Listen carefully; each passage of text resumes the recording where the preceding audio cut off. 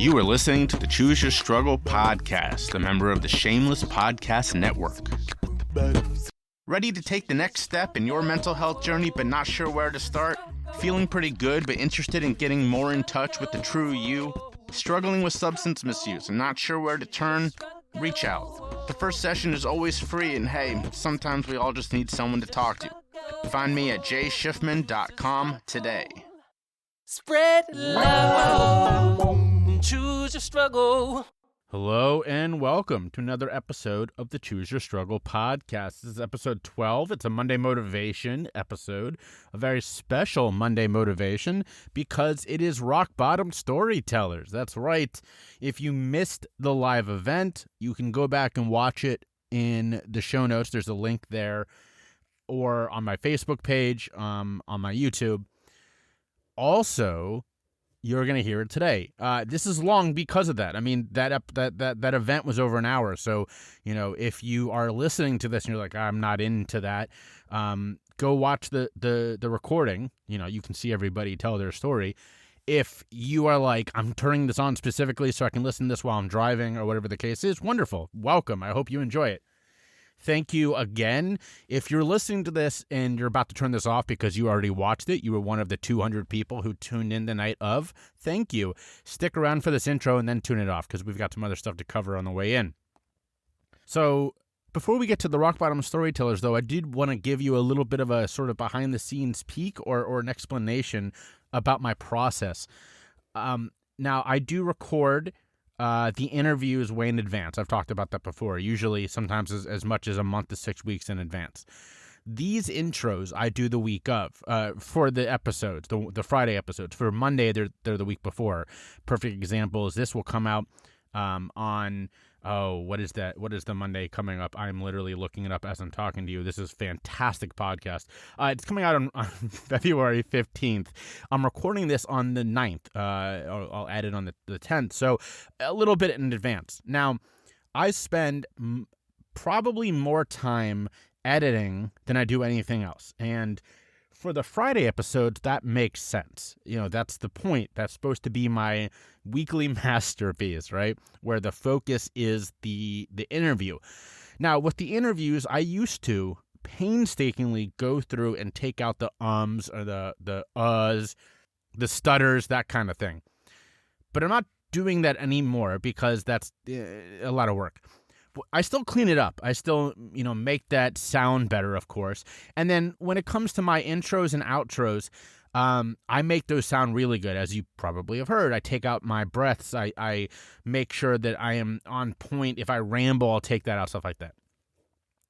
That makes sense for the Friday episodes. The point of those is the interview. Everything I say around it is sort of bonus.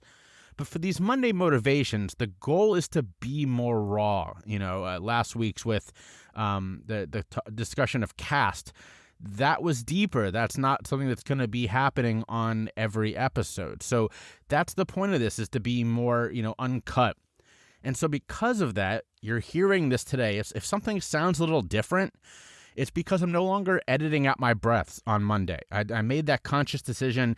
I was spending like an hour on every Monday episode just editing, not recording, not thinking about what I'm going to do, processing all of that, just editing, because I had to remove my breaths and all the stuff that I do on Friday episodes. I'm not going to do it anymore. If that bothers you, I get it. That's why I started doing it in the first place. I hate the sound of my breathing on this episode, on this podcast. I don't mind it for other people, and I don't mind it in the interviews because it's, part of the conversation. But when it's just me in the studio and the sound quality is better, it really bothers me. That being said, it quite frankly is not worth my time just to appease my OCD ass. So if that bothers you, I feel it. I'm so sorry. Hopefully you can get used to it. If not, if you choose to stop listening to the Monday episodes because you don't like the sound of my breath, I get it. I probably would make the same decision if this wasn't my podcast. So just wanted to give you that heads up.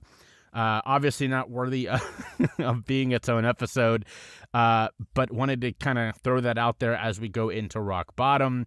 This will be more of what Monday is going to sound like going forward, even on the days where I'm actually talking about something. But don't worry, if that annoys you, you won't have to deal with it on Fridays, because that will always be something that I clean up as much as possible. The Friday episodes are my babies, and I want them to be beautiful for everybody. So there's that heads up. Without further ado, enjoy today's episode, Rock Bottom Storytellers.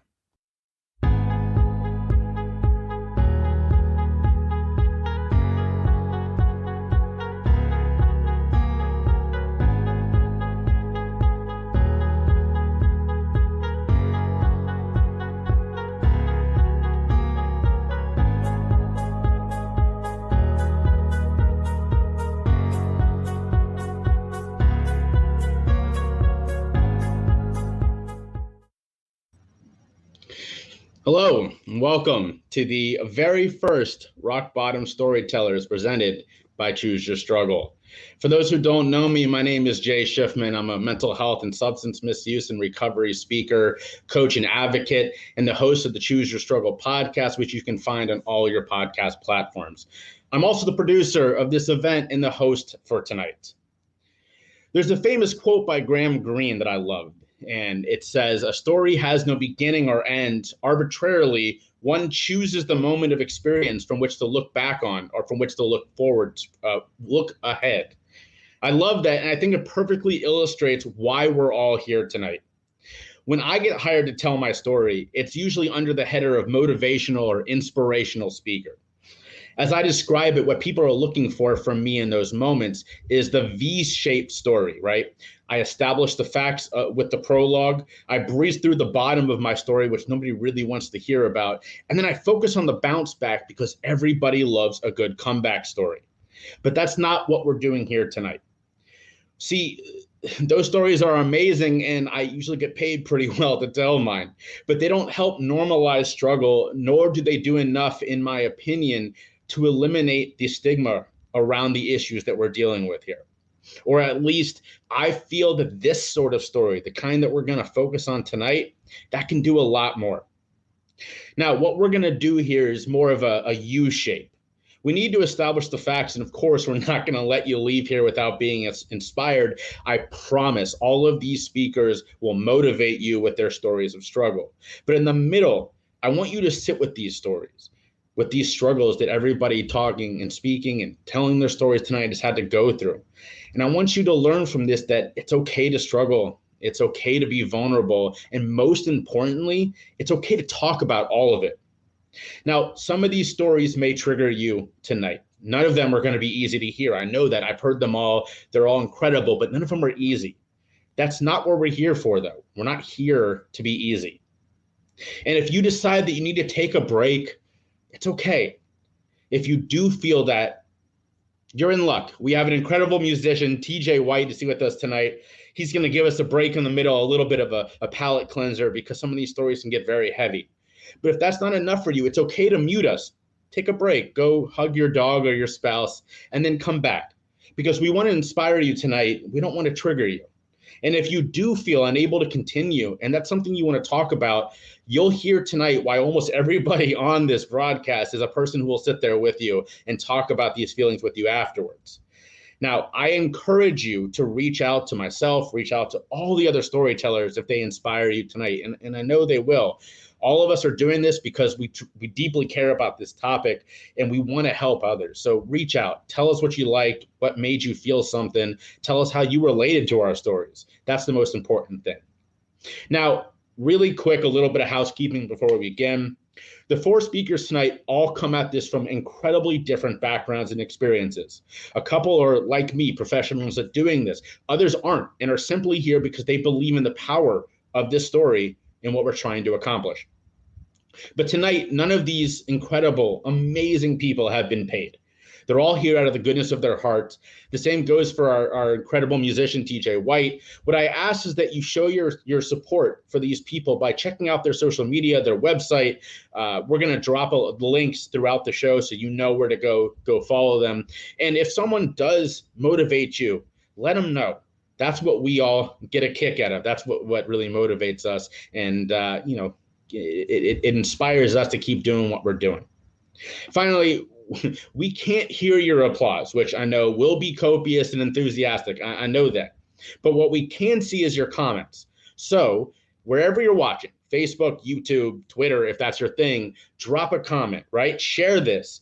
And then let us know, because I can see it in the people backstage. They can see it too. That's the kind of stuff that'll get them motivated. So please don't be shy with your feelings tonight. We want to hear from you. Now, tonight is not about me. I'm just your host. So I'm going to go ahead and introduce you to the first amazing person that we have speaking to you tonight. I had the pleasure of interviewing Michelle for my podcast a couple months back. And I came away from that conversation more enthusiastic than I had after an interview, since actually I interviewed another storyteller, Freddie Chicag, a couple months before that. See, if Michelle came as an action figure, which is something that I would 100% buy, she would come with a couple of awesome accessories, her iconic crutch, a microphone, and a gigantic smile. And I know when she's done, y'all are going to have the same smile on your face. But that's not all. Michelle told me right before we started this that she's doing something special for everybody tonight.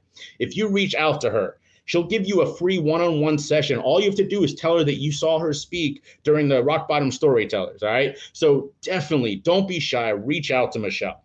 Now, wherever you are, I want you to give me a warm round of applause, snaps, whatever it is that you do, and help me bring our first speaker, Michelle Seodot, to the stage. Thank you, Jay. I can't do the snap.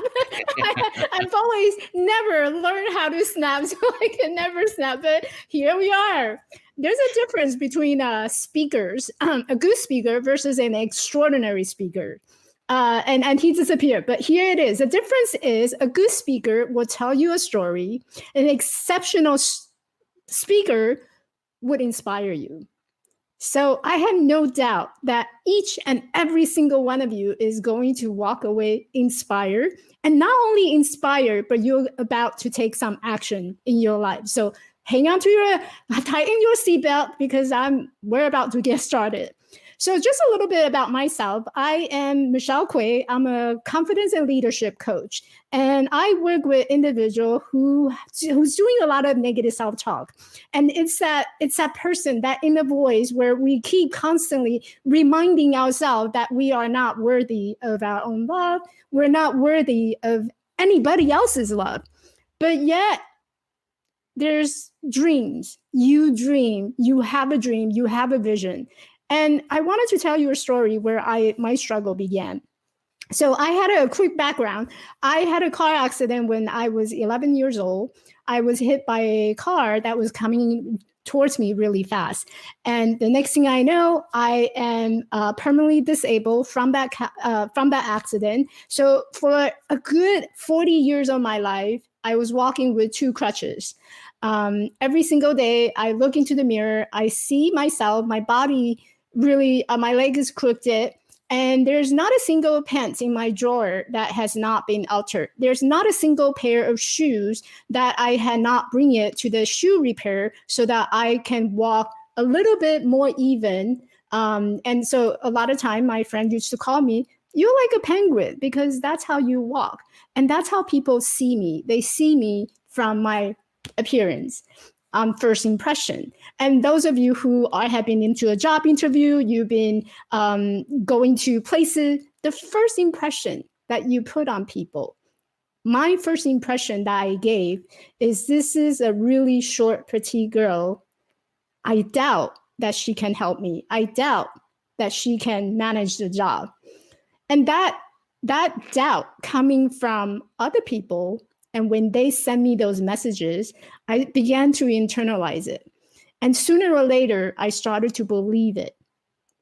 And what really put me down to the rock bottom of my struggle was a day when I was invited to a friend's wedding. And it was almost 5-10 years ago. And I remember it so vividly. I can recall all the little tiny details that went through on that particular day. I was invited to a friend's wedding, and I walked into her bride's room. And those of you who've been married, who was married, you know how amazing that day must have been. It's every girl's dream, every woman's dreams. when we were little. So I walked in and I saw this dress hanging perfectly there, elegantly on the mannequin. And right in front of the wedding dress, there was a pair of shoes. It was the most spectacular, beautiful shoes ever seen in my life. And it reminds me, when I saw it, it reminds me of something new, something old, something blue. And it has a little blue diamond on top of the shoes. So I was thinking, wow, that's a beautiful pair of shoes. During the ceremony, I saw my friend walking down the aisle with her father, holding hand with hand. And her mom was just in tears. And I remember sitting in the audience, and I was in tears. It was the years of shame, guilt, anger that I was feeling through as someone living with disability and being looked upon as someone who is underprivileged. I go to places and people treat me very special. And sometimes that special treatment, it's not very inspiring. I don't want to be seen different. I want to be part of something. I want to be part of a community. I want to be part where I find myself where I belong. So when my friends walked down the aisle, it really reminded me of how I am very different. I am so different that I don't believe that I was worthy of being in this world. So moving into relationship, meeting someone else, it was all reminder of I can be who I am because of the way I look. And that was my biggest struggle. But I think as we all probably will go through that journey of experiencing the very bottom of our challenge, and somehow we find our way back. And for me, the way that I found my way back was I decided that I am going to change how I feel about myself, despite of the look. I may be trapped in this body that doesn't look really good, doesn't look normal, but that's okay. I'm going to challenge myself to prove myself that I can do exactly what you're doing right now.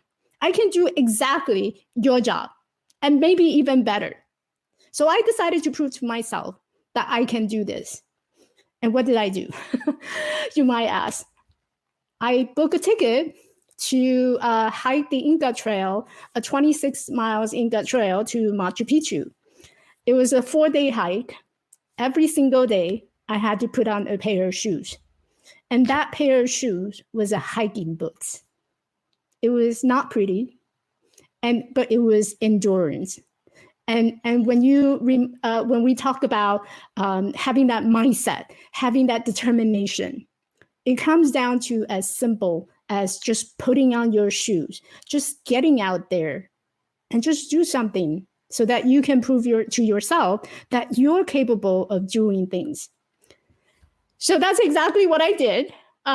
Yes, I did have to go to the gym and start training myself in order to get to that final step of hiking through the Inca Trail. And going to the gym, it was not something that's very easy for me, especially considering the fact if I were to stand up right now, I am the same height. I will do a little demo. So this is me sitting down, and this is me standing up. Surprise, right?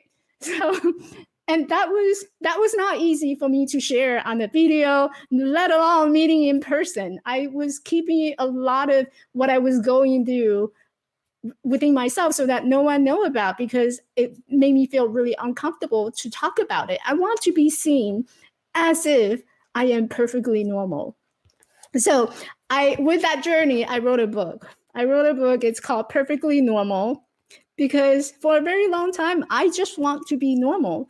And to be not normal means that every moment I'm reminding myself of I look different. And looking different is not something that's very inspiring. But guess what? None of us look alike, and we all were meant to look different.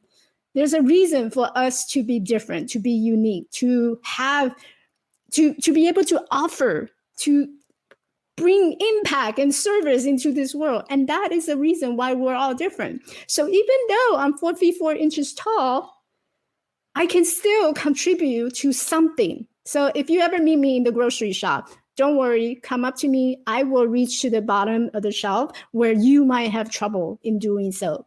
And on the reverse, I would love for you to help me reaching the stuff on the top. But the journey wasn't easy. And coming off from that journey, it was a struggle every single moment. There were days I wake up, I don't want to wake up. I would pinch myself so hard that I bruise myself because this is the pair of leg that I didn't ask for, but I'm stuck with it. Now, the question is, when you're stuck with something, what do you want to do about it? There's a couple of things that you can do. You can sit there and you can cry. You can feel sorry for yourself.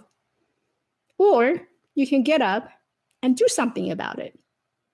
Whatever that looks like, you can get up right now and do something about it.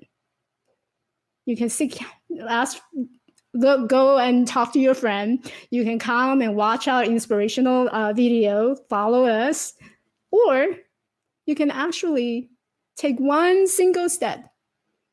Put on your shoes, open the door, and just go out and be brave. I think one quote I will leave you with is that in this world, you can be anything. You can literally be anything. But if you ever think about what do you want to be or who do you want to be, just be brave. Be brave. That's what I'll leave you with. Wow. Thank you, Michelle. That was incredible. I think I made it real tough on everybody by putting Michelle first. That may have been a mistake. Luckily, our next storyteller is unbelievable. He's honestly hard to introduce, not because he's not incredible. He is. Like I said before, the only person, before Michelle who inspired me the way she did was our next storyteller, Freddie Chicag. But because nobody can top his energy and his excitement. Freddie looks at superheroes and is like, man, get on my level. He is the founder and the CEO of The Message LLC. He's passionate about ending the stigma around the topics of substance misuse. The accolades for Freddie are too numerous to list here. I honestly, that would be the rest of our show. But the most important thing is he's a guy who lived this. He once described to me, beyond the education he has, which is pretty great, but he said, honestly, dude, the biggest thing is I have a PhD in life. Now, I know Freddie is going to bring the heat, so please help me welcome Freddie Chicag to the stage. Hello. First, let me just say how humbled and honored I am to be here. Jay, thank you for who you are and what you do and what you bring to this earth. You are a true blessing to this field.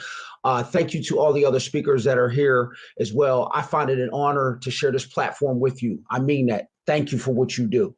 To the audience that's here, thank you for taking time out your day to bless us with your presence. So my name is Freddie Chicag. I'm founder and CEO of The Message LLC. It's a motivational speaking company where I am blessed to travel this country and speak on mental health and substance use disorder. However, Jay was naming all those things, right? And they're all great. But let me just be real honest here. So I get asked all the time, Freddie, how did you go from a homeless, dumpster diving, panhandling, peeing on yourself, spiritually dead, walking around, not knowing where anything is at? How did you go from that to within almost 5 years, you have a motivational speaking company where you travel the country speaking on substance use and mental health, you keynote national conferences, you're a published writer, you're a graduate of high honors, you're a family man, right? Like, how were you able to do volunteer community? How were you able to do that? Here's your answer. God and grind. See, what I tell people all the time is it didn't start this way. When I was 9 years old, and I like our speaker before us when she was talking about, trying to be normal, trying to fit in. Listen, when I was 9 years old, the first thing I ever did, I got high off my asthma inhaler. My addiction started very, very early. All right. I tell people all the time, this is a brain disorder. I have a brain that likes more. Okay. When I was in the incubator, the plan was never, Joyce, that's my mother's name. By the time he's 15, he'll be going to treatment. He'll be going to read. No, that wasn't the goal. All right. They've been studying the brain since the early 1900s. And Yale, Harvard, Princeton, the top psychiatrists, doctors, whatever institution you want to name, they've all come to one agreement. There is no cure for this. It is a brain disorder. So whenever I touch something and my brain likes it, I don't have a shut off. So that led me to 9 years old, I'm getting high off my asthma inhaler. At 12 years old, 12, 13, I'm in my first institution, suicidal ideation. At 15, I'm in another institution. Fast forward, I end up in 20 institutions and 15 psych units that I can remember. And because I didn't want to work on myself, because I didn't want to do things to make myself better, like yoga, like prayer, like meditation, like medication, spiritual groups, hanging around positive people, eating right, working out, all those healthy tools, I found myself in a dumpster. I found myself thinking that the best I could ever do in life was dig in a dumpster and drink myself to death. And I remember, right, like I remember laying next to the dumpster and the mice running over me. Like I remember thinking like, I'm going to die here. And luckily, by God's grace and mercy, an African-American man woke me up and I told him, I said, let me die. And he said, you ain't dying today. I said, listen, I'm a failure in life. I'm a horrible person. I'm not meant to be here. I'm not good enough to survive. He said, you're not dying today. I called the ambulance. He's on his way. He saved my life. Fast forward, and I want to be clear about this. What I've learned and having a wonderful woman that I have now is healthy people are not attracted to unhealthy people. The reason I know that is because I realized what it took for me to get to that dumpster. See, I didn't get to that dumpster just based on me picking up drugs and alcohol. I got there based on the internal things that were going on in my soul that I was not fixing. I wanted to fit with the rest of the world. I wanted to be something else. But what I had to realize is when I was digging in that dumpster, I wasn't digging for food. I was digging for life. What I was realizing is I was trying to figure out who I was and what my way in the world was, but I couldn't figure it out. I got the help I needed. And I remember being in treatment, and instead of, count my days, I made my days count. And I started realizing that every day I woke up, it was about change. So I started a prayer group in there, right? And when I started a prayer group, I remember it taught me integrity, because I realized that if I'm going to have a prayer group, if I'm going to be this leader in the community, I need to be a leader, not just with my mouth, but I need to be a leader with my footwork. And that's been good for me because it's taught me how to really lead. It's taught me how to really mentor. It's taught me how to really be a leader. It's taught me how to be a family man, understanding that I have a platform now and my job is to help other people not go to a dumpster, right? But I had to learn that from day one. And I like what our speaker talked about before. It's about this. It's about the work, right? And I think a lot of times I used to be a person where I liked the fruit, but I didn't like the labor. See, I was a person where I liked the rewards, but I didn't like the grind that came with it. And so as life has gotten better, and I've been very blessed, I did 78 days in treatment. I got out of there, and I was fortunate to put together a strong foundation, a strong network. And I remember meeting my wonderful, wonderful fiance. I call her my wife because she is. And I told her, I said, Kim, this ain't going to work. I can't be with you. I said, you have achieved more than I have in life. You're doing better than I am in life. There's no way that me and you could work. And I'll never forget what she told me. She said, Freddie, it is not about what you have. It is about who you are. And it hit me. Wait a minute. I used to think my life got better because I had a better degree, because I had a better car, because I had a better house, because I had a better looking girlfriend, because I had better stuff. I finally realized my life got better, not because of what I had, but because I became a better person. And once I enrolled in school, my grades started coming in. I started realizing I wasn't stupid. I did my first, I got blessed that my first English class turned into my first publication, which turned into, I got, by God's grace and mercy, I was published on the front page of the Philadelphia Inquirer. Then the rest is history. Before I knew it, I graduated Delaware County Community College. I graduated 3.7 GPA. I finished with high honors. They put me on the front cover of the magazine. I ended up doing my first national keynote. By God's grace, I received 2 national scholarships. One's paying right now for me to go to Westchester University, where I'm taking 18 credits. I'm enrolled in an honors college. I currently have a 3.73 GPA, and I'm doing an internship. I'm a family man. I'll have 5 years sober. In June, I speak across the country. Now I'm doing it virtually. I mean, God has completely changed my life. But I promise you, it didn't start here. And I tell people all the time, the beauty is in the journey. Like I no longer worry about the forecast, because I know at the end of the day, if I just put in the work, I just do the right things, then the right things will get placed in front of me. I have a healthy network around me, people that tell me what I need to hear, not what I want. They do that because they really love me. So I take their advice and I listen to their advice because they're worried about where I'm going. And I can't tell you, like, there's such a gift to be able to stand in front of an audience, to be able to stand in front of a group of children and tell them, listen, I know the drugs and alcohol might look good. I know your friends might seem like they're having fun. I know those things might look like it's cool, but let me just tell you, drugs and alcohol would deter you from where you're trying to go. And I tell them all the time, I don't need you to be the next LeBron or the next Serena Williams or the next Tiger Woods or the next athlete or the next entertainer. I need you to find out, what is your purpose? Why are you here? Because once you figure that out, the sky's the limit.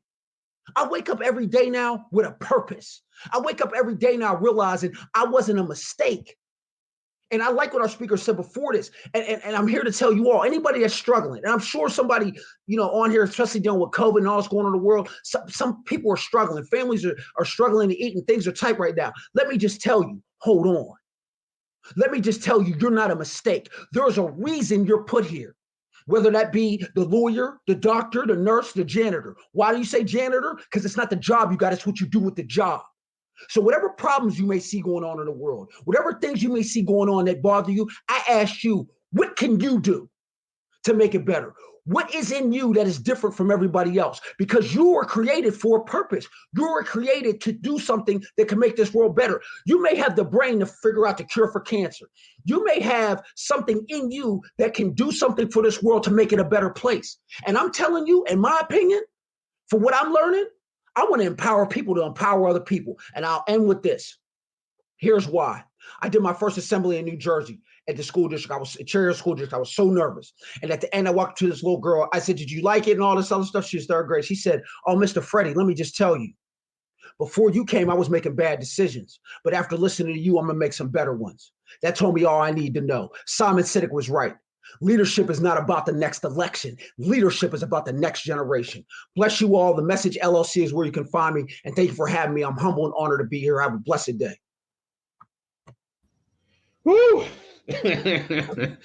Oh man, I told you all about the energy that Freddie brings.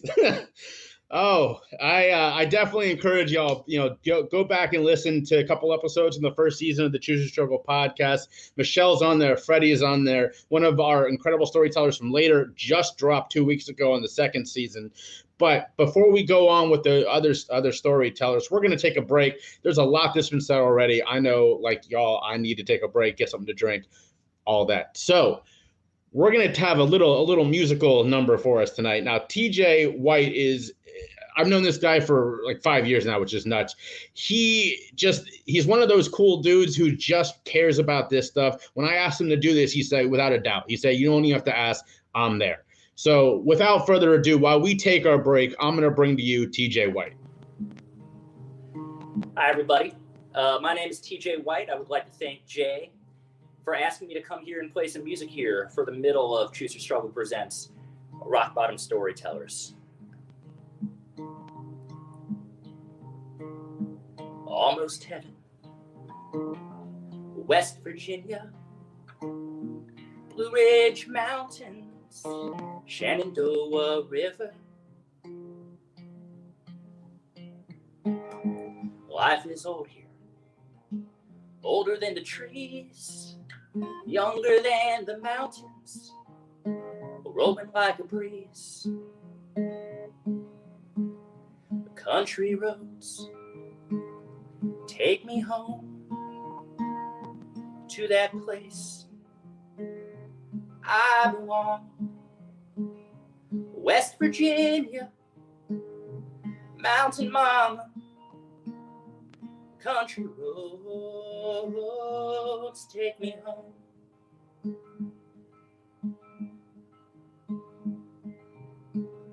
All my memories gathered round her. Miner's lady, stranger to blue water. Dark and dusty, painted on the sky. Misty taste of moonshine, teardrops in my eyes. Country roads take me home to that place I belong. West Virginia, mountain mama, country roads take me home.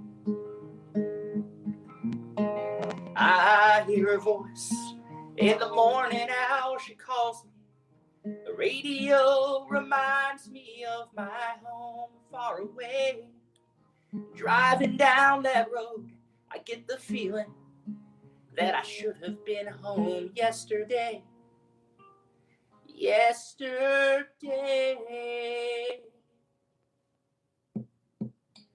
Country roads take me home to that place I belong.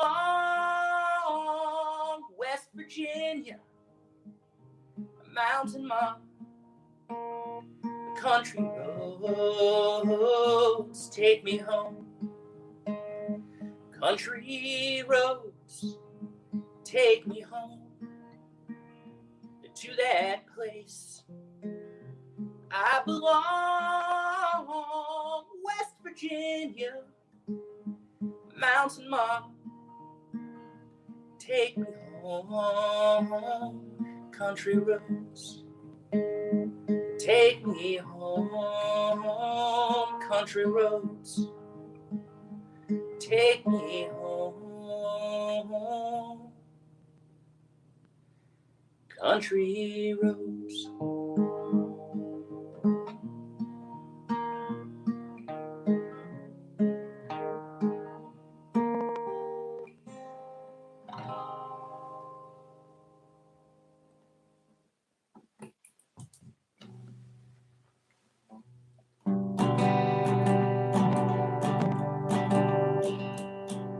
I worked in that old mill with my father and my brothers, shoveling coal for old Carnegie. The sky so black you couldn't see. But I had my girl, she was sunshine through those clouds.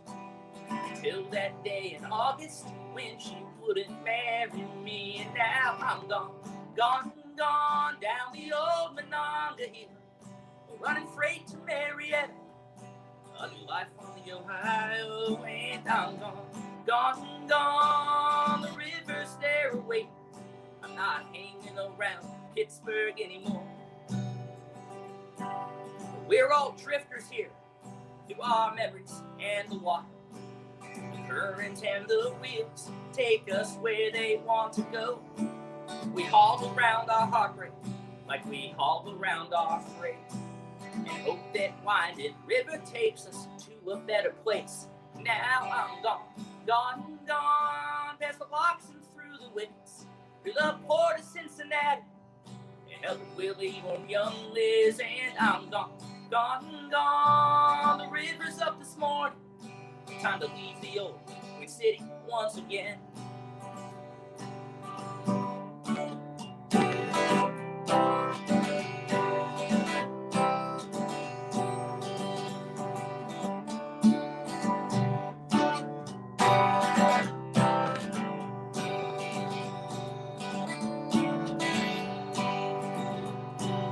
Late at night, I think about the life I would have had. Alice at my side, working with my brothers and dad. But now I'm dodging driftwood, headed toward the Mississippi. My home is on this river, let this river carry me. And now I'm gone, Gone, gone past the falls of the Ohio, down the Louisville and to Cairo, and the places in between. Yeah, I'm gone, gone, gone, and I don't know where I'm going, but I'll know when I get there you will see.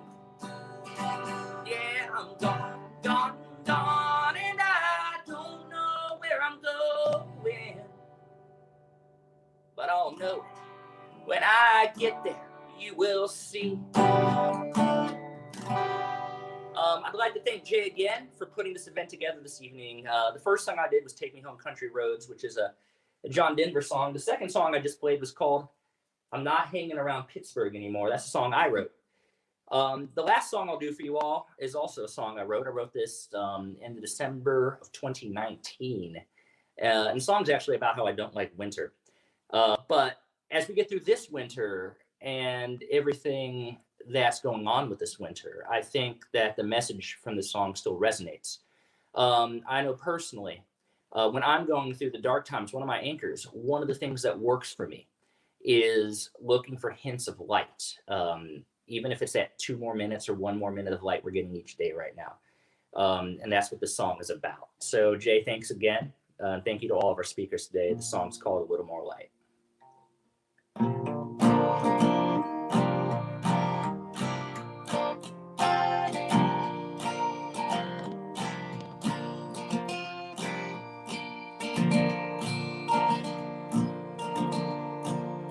I went to bed, the snow was coming down, the snow was coming down, the snow was coming down. Said they got 6 inches downtown and they'll get 6 more by morning.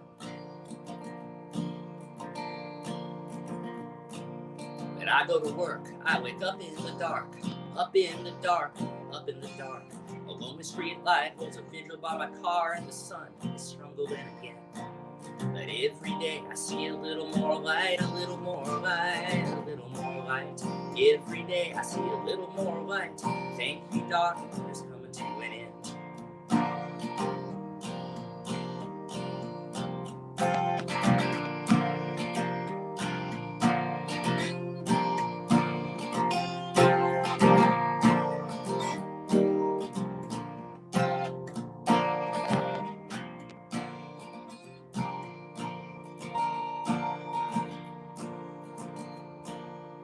Step outside, a cold wind blows, a cold wind blows, a cold wind blows. Seeps through the cracks in my old windows. I think the air's trying to kill me.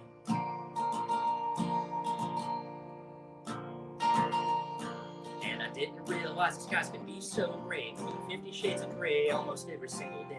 Holiday cheers been all packed away in a basement like a distant memory. But every day I see a little more light, a little more light, a little more light.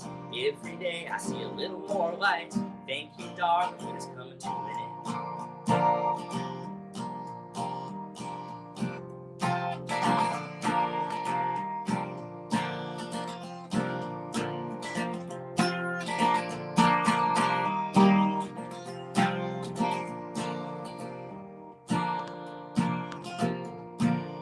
Every day I see a little more light, a little more light, a little more light. Every day I see a little more light. Thank you, darling, winter's coming to an end.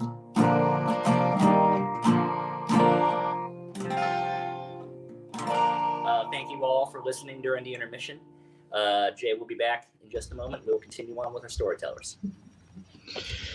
All right, that was awesome. That it was something I really wanted to do with this is have a musical number, because in the middle of this, we're talking about hard topics, and I was like, who can I get that will just bring some happiness to it? And TJ was my first call, and I'm so glad that he said yes. That was fantastic.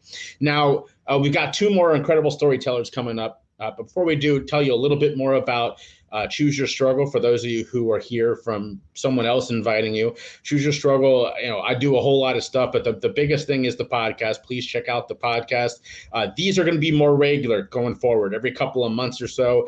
I've also got another series of storytelling events debuting in about a month. It's going to be one-on-ones, kind of similar to this, except just one person, a lot shorter, and just sort of a longer option for some people who have incredible stories that I think need to be out there, because look, I do this a lot. I was my branding person is here, and she and I were just working on a project where she asked me to list all of the things I had done in the last year, all the articles, all the podcasts, and I realized that number was over 70. And as amazing as that is, because I work my ass off on this, my story isn't special. I mean, yeah, it's special, but I'm not alone in this, right? There are other people who their voices need to get heard. And that's the whole point of doing this is I want to give the people the platform that I've been able to get both now for the last almost 6 years of doing this and the one that I've created myself. So if you're really vibing what I'm putting down, check out the Choose Your Struggle podcast. I do have some merch, magnets, stickers,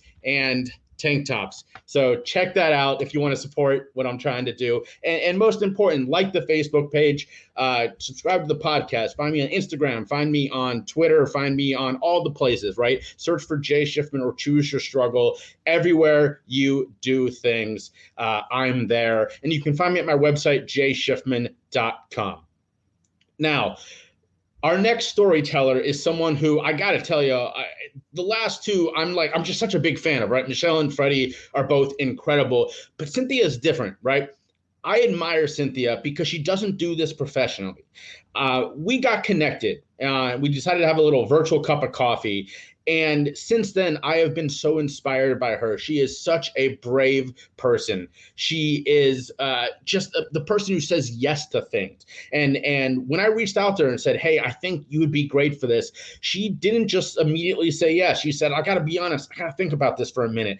And that really resonated with me because as those of you who know my story, that's the same thing here. It took Sean Braley, the host of Cynthia Stories, almost 4 months to convince me to do this back in 2015. And of course, now here I am almost 6 years later doing this professionally. So I definitely saw a lot of that in Cynthia. Now, Cynthia got her master's in social work from Columbia and is now a certified trauma treatment professional. She's someone that, like I said, I respect and I appreciate because she's out there doing it. You know, she is on the front lines helping people with these issues.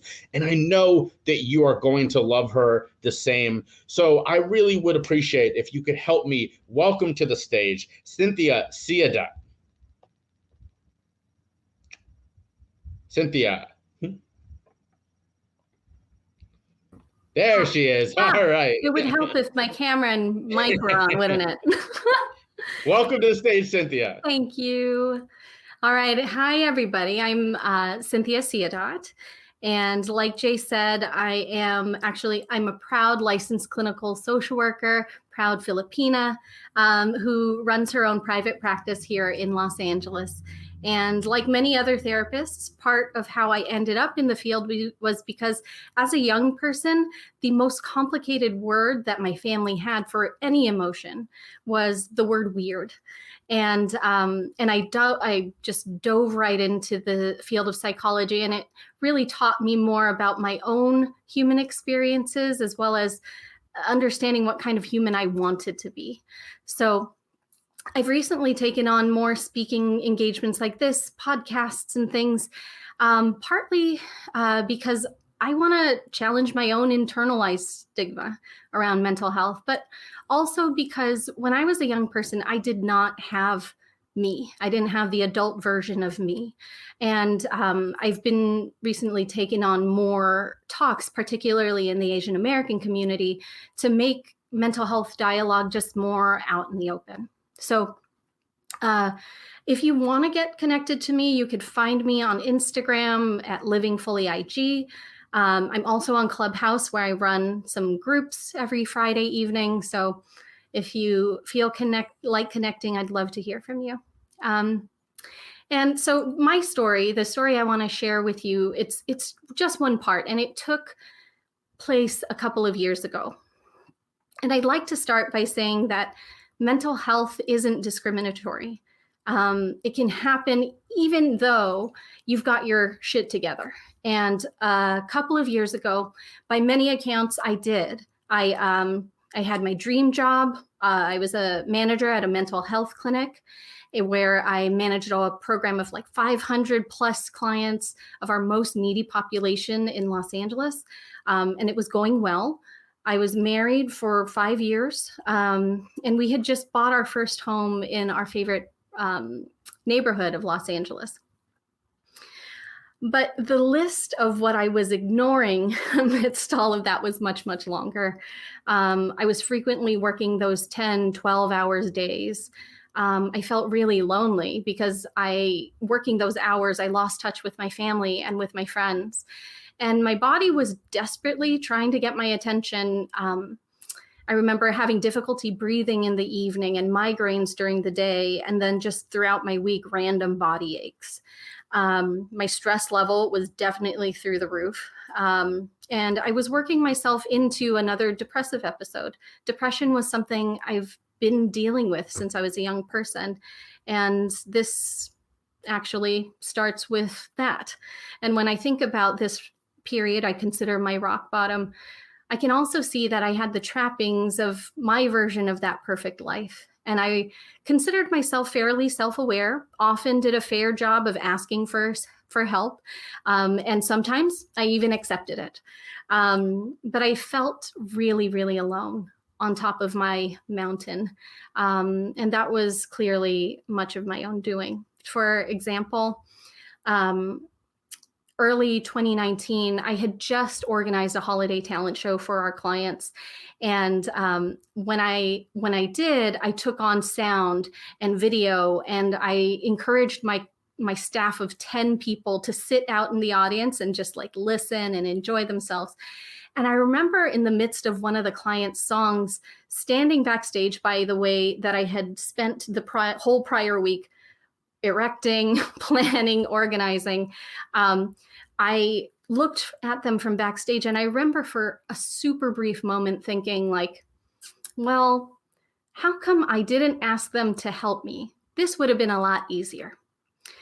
But the song ended, and so that thought was immediately interrupted, and I had to, do my duty.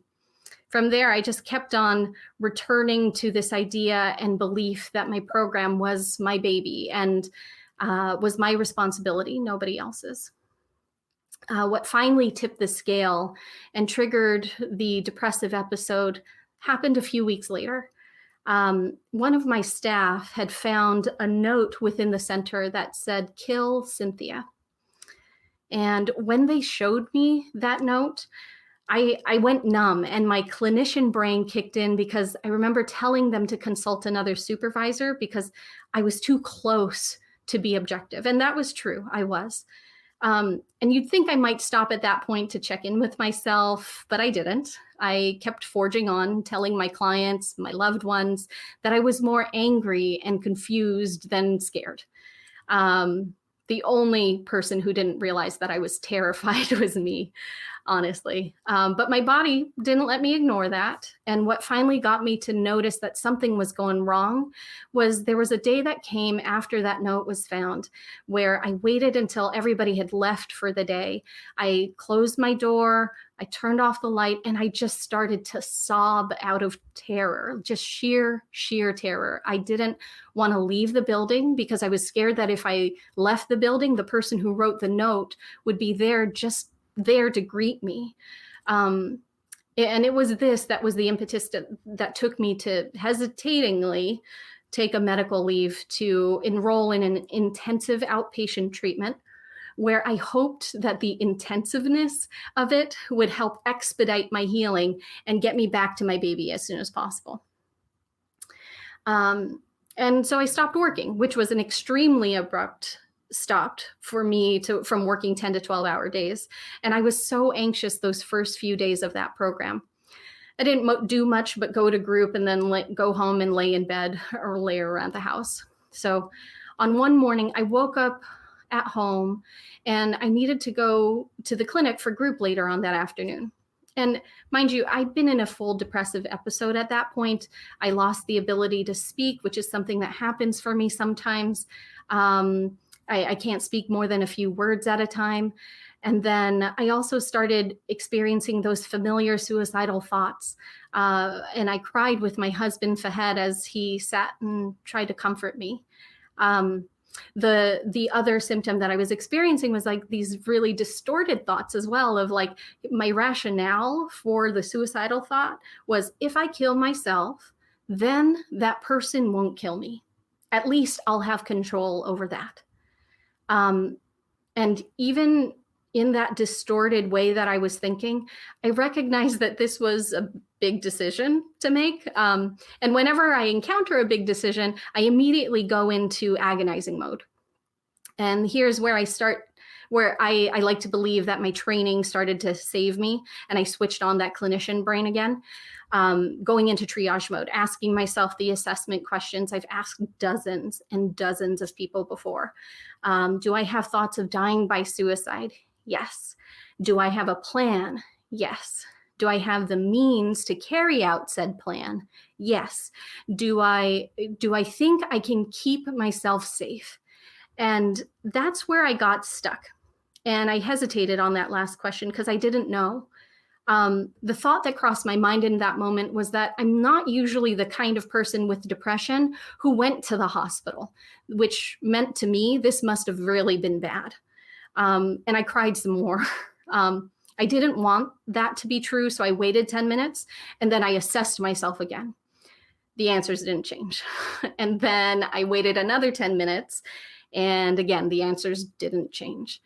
And still, as much as I didn't want it to be true, I couldn't help but face what was happening. And so luckily, I managed to tell Fahed that I thought that I may need to go to the hospital. And immediately he jumped into action, and he was trying to help me call the crisis number. But because I was already too overwhelmed to speak, I couldn't talk to the woman. So she was recommending that he take me immediately to the hospital, to the emergency room. And so Fahed and I came to an agreement that if I go to my program and tell the clinicians there that what was going on, if they thought a hospitalization was the next step, I'd go. And so I went to my group. I told the clinicians what was happening. They also assessed me 3 times with those same questions I asked myself that morning. And each time the answers were the same, even though I was trying my darndest to try and will my brain to lie, will it to say something else, because I knew where this was headed. But that didn't go that way. So I did go to the hospital. And with everything that had been happening, it wasn't until I was already doubled up in hospital gowns, staring at a green wall on the side of my shared room, that I started to ask myself how I was doing. And even then, it wasn't really much of a question. It was more so an interrogation of me. Like, how did I get here? And my best answer to myself at that point was, I don't know. And facing that, it scared me. And so I did some more crying. And shortly after that, my roommate, another patient, entered the room. And so I tried to cry a little bit more quietly. And I probably didn't get quiet enough, because she said to me, "It's okay. The first night is the hardest, and I promise it gets better." I turned over to face her and immediately recognized her. She was part of a group of patients I'd seen and overheard laughing and arguing over how to play Uno when I walked in and was being shown to my room. And she was right, because it did get better. While I was in the hospital, it was quiet, and I was really forced to spend some time and focus in on myself. Rather than the millions of things I put on myself outside of the hospital. And there I didn't have to mind any of that. There I was able to focus on me and start to live with my illness instead of trying to work around it. And I started to see progress. So leading up to my hospitalization, my decision-making, my concentration, my memory had all but totally disappeared. And I was really barely able to retain any information. And let's see. And it was on my 3rd day of the hospitalization that I walked into the empty common area room, and there was this stack of coloring pages, and I picked a slightly complicated one of those like paisley printed ones, and sat down and I started to color. And it was when I finished the page that I realized that some of those faculties that I was afraid that I had lost were starting to come back. And I still have that coloring page. It's something that I've kept since then. And it lives on my refrigerator as a reminder to me of my ability to heal. I did feel more stable in the sense of suicidal thoughts and things had gone away after the hospitalization, but I recognized that I still had my old habits, and my journey of healing was still a long one. I tied so much of my self-worth into my role at the clinic that I went into an existential panic of whether or not to quit. Who was I going to be without it? What fool was I going to be to give up the income? It was the highest income I had ever made in my adult life. And when I finally decided and hit send on my carefully crafted email, I burst into tears. And it took me the last couple of years to get to where I am today. And from going through an identity crisis with my work after leaving, I'm no longer working those 10 to 12 hour days. And it's more like 25 hours a week filled with my favorite parts of my previous job, which is working directly with clients. And let me see, I just tried disc golf for the first time last week. But it was terrible. I was not good at it. I recently joined a Filipinx book club. As part of my journey has been reclaiming some of my Filipino heritage, and it's given me a lot more confidence in terms of knowing who the giants are on the shoulders on which I stand. And so now my life is more reflective of my practices aimed to live fully. I still have depressive episodes from time to time, but I don't ignore them anymore. And they tend to be shorter and less intense. With time, I was able to gain a perspective that still holds true for me today. And what that is that no amount of money or power or prestige could have saved me from myself at that moment. Only accepting help and practicing more life-affirming habits did that. And today, while I can acknowledge that I've made progress, I'm still working on getting better at accepting help. Even in preparation in talking to you today, my anxiety went into full swing, and I started to question whether or not I was going to share, running all the worst case scenarios up in my brain. And I was confronting these fears of not being considered competent, or worse, having my license taken away. And these fears had me back in that full agonizing mode. But this is where I started to do things differently. I started to agonize aloud. I spoke to my husband, my friends, random people on Instagram and Clubhouse, who all encouraged me to share my story, and still looking for a way out. I told my therapist about my resolution to tell Jay, I'm not going to do this. And she didn't fight me. She did, however, suggest that I try on saying no for the evening. And when I did, I found that I felt super sad and disappointed about the lost opportunity that it was here to speak with you all tonight. And talking with my husband as we walked our dog, I came to this realization that I was the only person holding me back from speaking to you all tonight. It was my own sense of fear and deep internalized stigma around my own mental illness that, I knew it was beyond should or shouldn't. I wanted to do it, and I just felt afraid. I continued to talk to those people who encouraged me, and even practice some of my most shamed portions of my story with random strangers on social media. But with a different purpose, because I knew that if someone listening heard my story and could feel a little bit less alone in their pain, know that there's help out there, and then feel encouraged to take it because maybe it would help, moving through this fear was all totally worth it. So that's my story. Thank you, everybody, for listening. If you'd like to get in touch with me, I'm on Instagram and Clubhouse. So thank you so much. That was wonderful. And I definitely, I appreciate that you shared that you had the hesitations, because I understand that from living that. The first time I got off a stage after sharing my story, I've told this many times, I ran to the back of the room. I was right before the break, right? So I was right in the Freddie spot. And I sat down and I said, well, that's it. I've willfully ended my life. No one's going to respect me now that I've admitted this struggle. It's over for me. And the opposite happened. It was a crush of people came running up to me and gave me a hug. My brother Jake was there. He gave me a big hug and said he was proud of me. And that's when I knew how dumb I was for being so fearful of all these things that only existed in my head, but that doesn't make them any less real. So all of the amazing honor and everything to Cynthia for combating that, because it's very easy to give into those fears. Just because they feel very real doesn't mean they are. Now, I hate to do it, but this is coming up on our last storyteller of the night. In the early fall of 2020, late summer, early fall, an acquaintance back in Cincinnati, Ohio, sent me a message to check out her cousin-in-law's nonprofit that makes videos about addiction. And I don't know how to say this without sounding like that guy, but I was like, I get 5 of those messages a day. I don't know about this one, right? I didn't really have high hopes.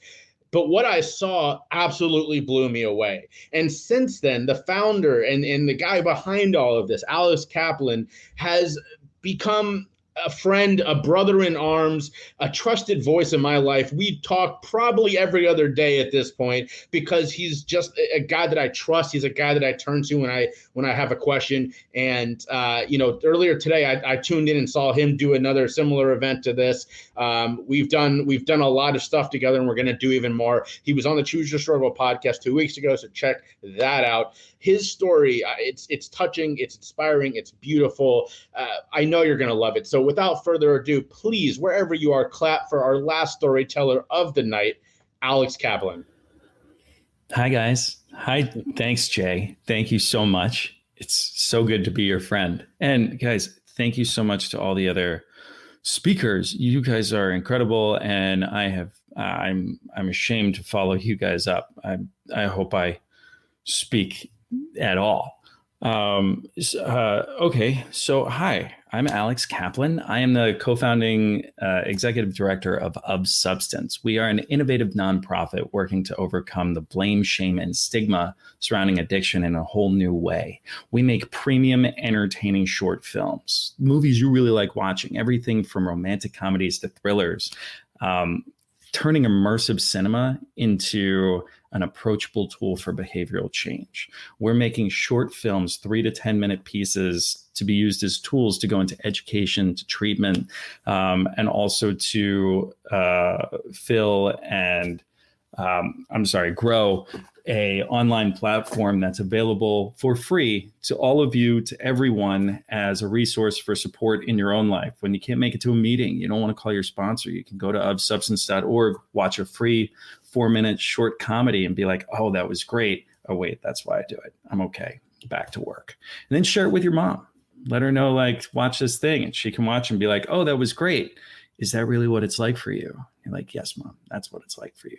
We're using the magic of movies to allow us each to walk a mile in each other's shoes and understand that universally relatable human experience. And that kind of leads right into what I wanted to talk about tonight, which is what everybody got to talk about tonight, is just like,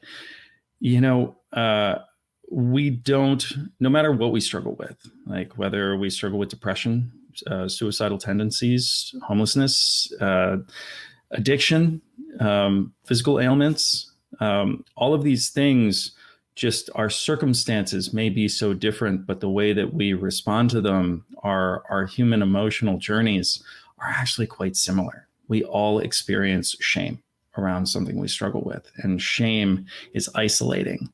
And on the notion that addiction is a disease of loneliness and isolation, and the belief that if you can improve someone's sense of belonging, you can improve their mindset. So we're not in the business of creating film. We're in the business of creating community and an opportunity for people to connect, feel seen, and remember that there is hope.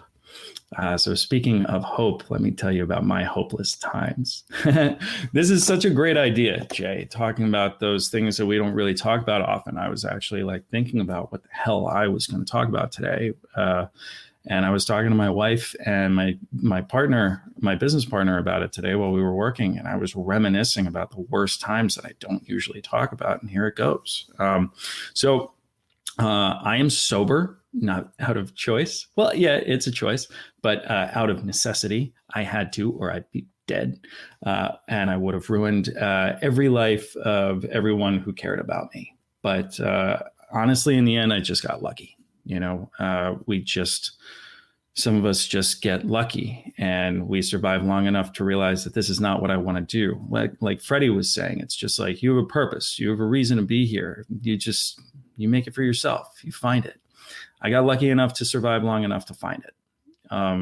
So I was very privileged growing up. My father did really well. I'm from Center City, Philadelphia. He made a lot of money, and I grew up with multiple homes, which is embarrassing in a way, to be honest. That's a little bit of shame that I have, which is weird in itself. But my dad died when I was 23. And in the same day, we found out that we were tens of millions of dollars in debt.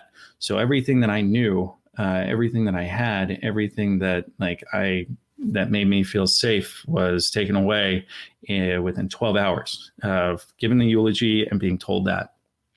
And it was scary. That's privileged, but that's my trauma. And that's the thing. We all have trauma. It doesn't matter those things that we have, the money, the houses, the cars or whatever. They don't keep us safe. They don't make us who we are. How we feel makes us who we are. And just because we might be in a 10,000 square foot house doesn't mean that we don't feel lonely and worthless and hopeless inside. And so my trauma led me to feel hopeless and scared and wanted to run away from the world and numb. So I did. I studied acting. I was an actor in New York. Really, I was bartending. I mean, let's get real. And so I was bartending, and I started drinking heavily. Helped, made me not think about all the fear and all the shame and and the life that was ahead of me that I didn't want to deal with. So I started drinking a lot, like a shitload. And I luckily found cocaine. Cocaine was great. That numbed me quite a bit. And I was using it with friends. Or I was using it, but I was using it socially for a long time. And then it got to a point where I was sneaking it.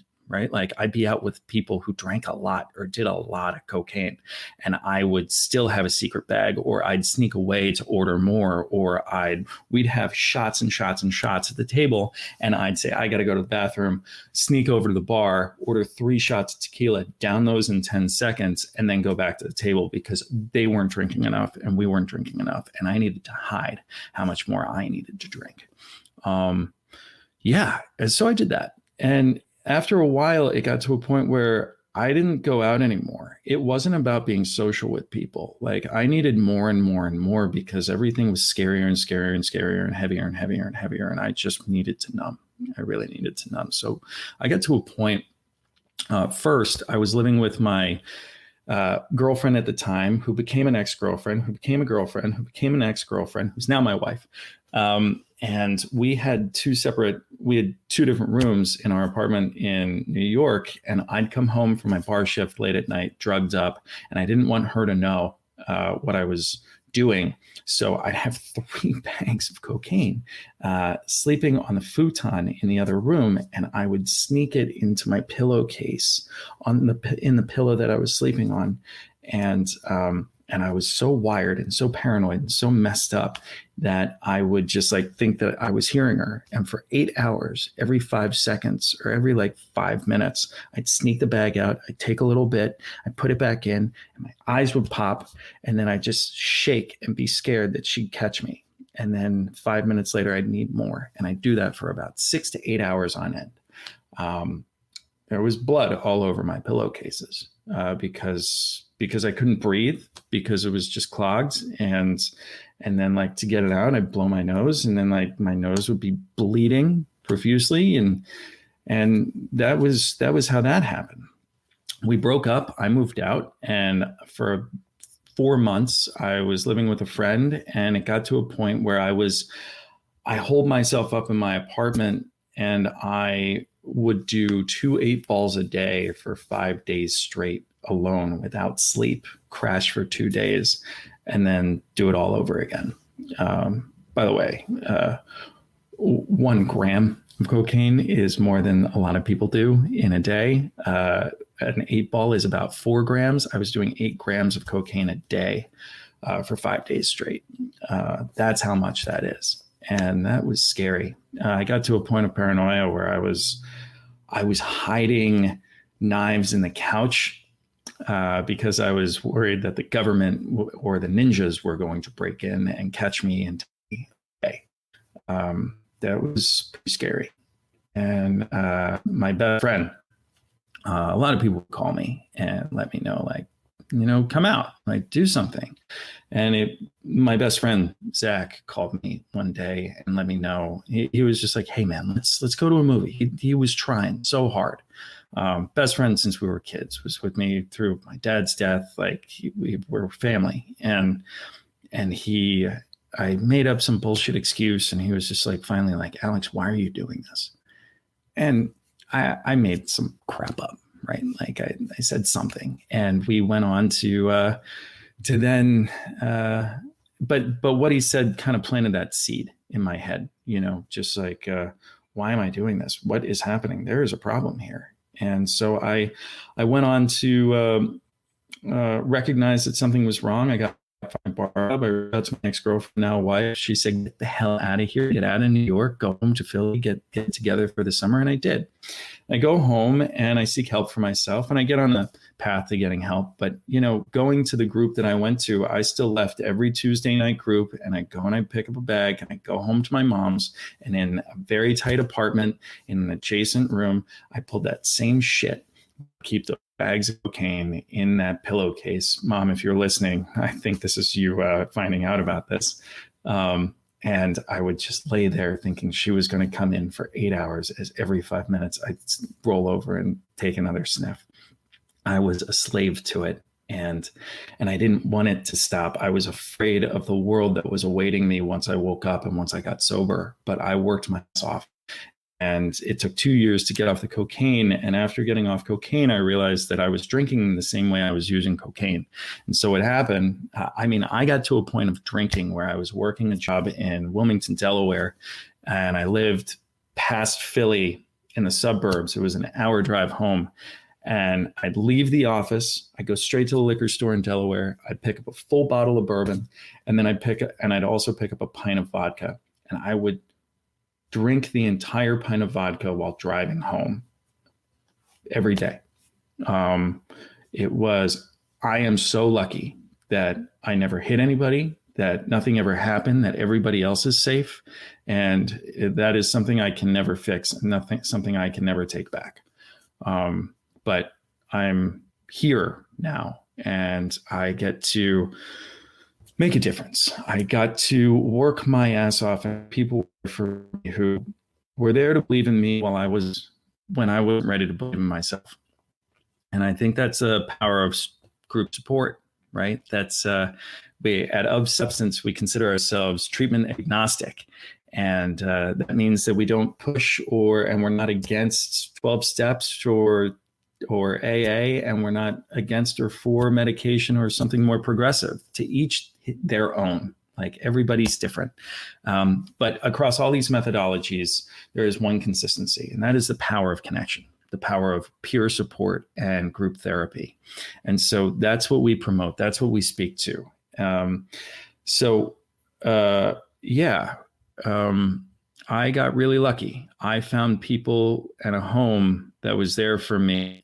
I read even until I was ready to believe in myself. And if you are out there feeling isolated, feeling different, feeling full of shame and disconnection and alone, you're not crazy. Others get it. And it's okay if you don't believe in yourself. You're not supposed to believe in yourself right now. You get better at believing in yourself, that you can do something before you actually do it. But we don't usually do that, right? So that's what we're here for. We at Of Substance are here to believe in you until you are ready to believe in yourself, because you can do it. You are here for a reason. Like, you have so much to offer, and you are so valuable.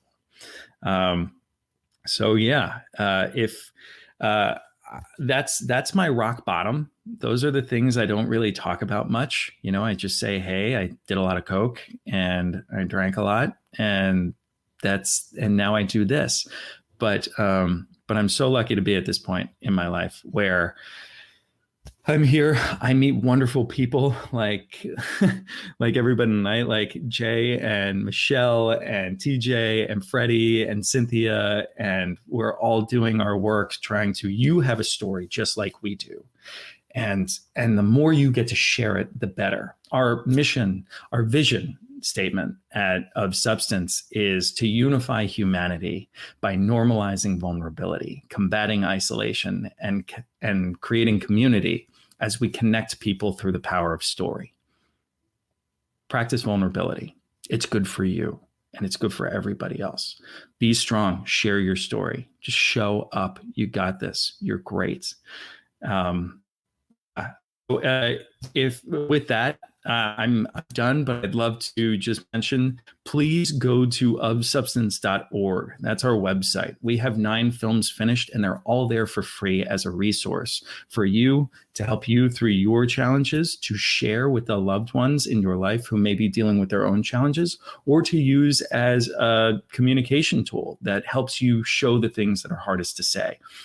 There are also resources on there where you can connect with people immediately, to talk to peers anonymously in chat rooms about struggles you might be dealing with through iRelate, which is a partner of ours. And there's so much more.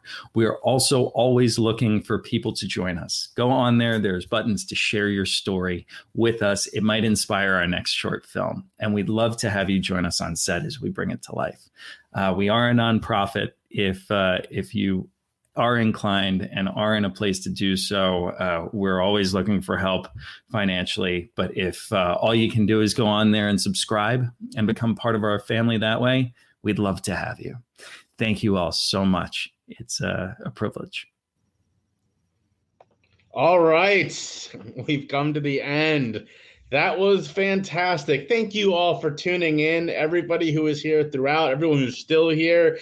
Thank you. Thank you to all of our speakers, Freddie, Michelle, Cynthia, and Alex, our incredible musical guest, TJ White.